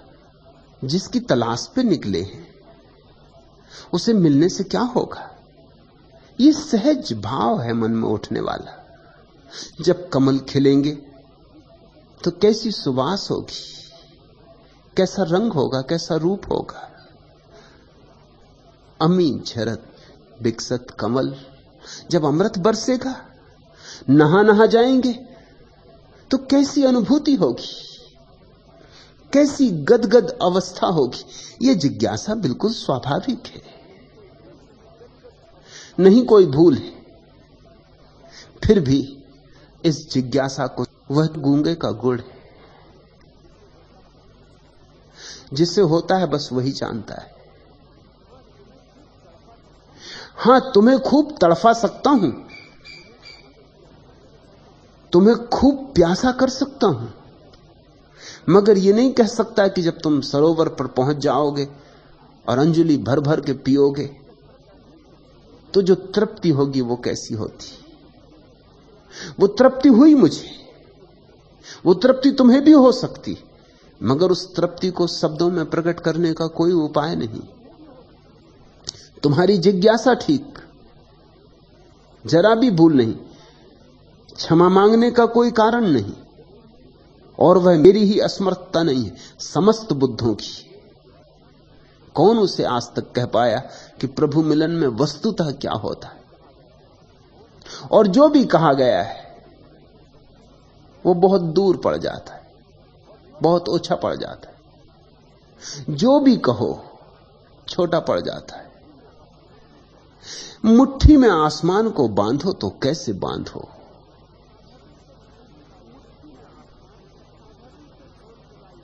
साधारण से काम चलाऊ शब्दों में निशब्द को कैसे प्रकट करो? बहुत कठिनाई है, असंभावना है। गिली ज्वाला के रंगों में रंगवाई, घन अगर धूम लेखा से लहरे कुंतल, उजली चितवन में उड़े बलाकों के दल, सांसों में वासित रह रहे सेहर सेहर कर, सरसर बहती है आभा की पुरवाई। आंधियां पीत पल्लव सी झर बिज जाती, तमकी हिलोर संदेश दिवस की लाती। पिस गई बिजलियां पथ में रथ चक्रों से, उड़ उड़कर पीली रेणु क्षितिज पर छाई। नभ का कदम्ब दीपक फूलों में फूला, दुख का विहंग भूखे नीड़ों को भूला। आतप तन दिन की सप्तरंगणी छाया, निशिबन कण तृण प्राणों निशा मुकाई। इतना ही कहा जा सकता है, जीवन मेरा निष्कंप शिखा दीपक की, लौ से मिल लो अब असीमता पाई। बूंद सागर में मिल जाता है और असीम हो जाता है। छोटी सी लौ अनंत रोशनी में एक हो जाती, लहर सागर हो जाती, सीमा टूटती, असीम प्रकट होता है। मृत्यु मिटती है, अमृत का अनुभव होता है, खूब रंग बरसता है, खूब रोजाना सुनी जो इस जगत की नहीं। पिचकारी ने खिला दिया है नई प्रीति का रंग, कि फागुन के दिन आए रे। किसने मला गुलाल लाल गोरी के सारे अंग, कि फागुन के दिन आए रे। ताल दे रही मन की धड़कन, ठुमक रहे हैं पांव, झूम रहा है सारा मौसम, नाच रहा है गांव। घुंघरू कंगन ढोल मजीरे बजने लगा मृदंग, कि फागुन के दिन आए रे। हाव भाव चलने फिरने के बदल गए सब ढंग, कि फागुन के दिन आए रे। उड़ा अबीर कबीर गूंज, कि फागुन के दिन आए रे।